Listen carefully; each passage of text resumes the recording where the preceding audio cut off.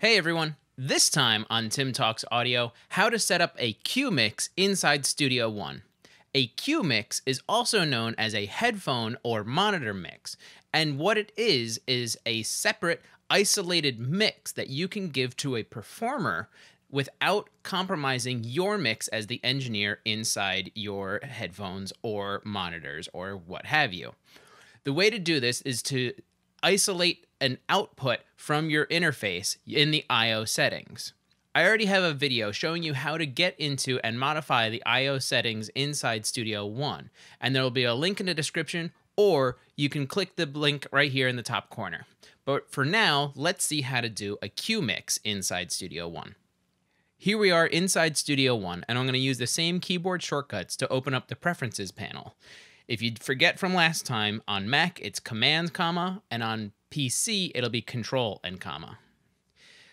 It'll open up your Preferences window. We're going to go to Song Setup and I/O Setup here on top. Because we're talking about cues and separate headphone mixes, you're going to want to make sure that you're in the Output tab of the I/O section. This will be different for everyone, but the procedures are the same no matter what. In the previous video, we talked about how to assign outputs of our device to Studio One just by clicking. Now what we're going to do is tell Studio One that an output is going to be a Q mix. So my Q out 1, I'm going to say this is a Q mix. You see that it gets a little check mark right here. And now what we have to do is actually apply this setting. When we apply it, you may have noticed in the background, a Q Mix slider came up on my mixer channels. Now let's go over and take a look. I'm going to size up my window here so everybody can see everything. And this Q Mix will come in on individual channels. These ones that I have here, as I'm holding down Command and clicking and highlighting them, don't have Q outs. But the individual channels inside of my folders and buses do have Q outs. This is now a separate dedicated mix that's going to go out a different output of my interface to a headphone amp or monitor station that has multiple outputs as well. I have the PreSonus Central station, which actually has a Q input on it.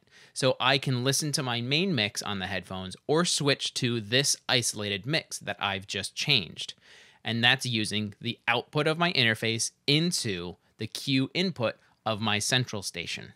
If you're doing a lot of tracking with artists and performers, it's good to have a Q mix set up so that they can hear exactly what they want to hear without changing what you're hearing as the engineer. You may want to hear how they're cutting through the entire mix, but maybe they only want to hear their part and something else, or a modification of the entire mix, which suits their performance better.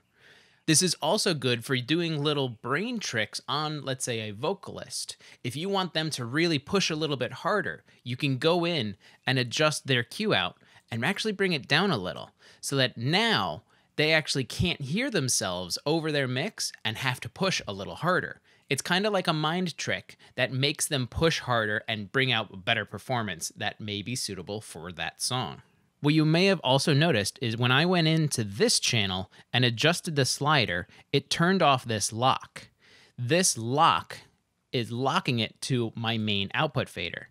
For this vocal channel right here, if I grab the fader and move it around, you can see that the Q out mimics this. But to have it as a dedicated, isolated send, you uncheck the lock or just move the slider itself. If I uncheck the lock on this last vocal channel, now I know that its output is set at 0, but the fader on my mix, which doesn't affect them at all, can be wherever I need it to be. That's all for now. If you found this video informative, please like and share the video. For more, please go to timflansbaum.com. And if you have a question, ask it in a comment and I'll answer it in a future video. Thanks for watching.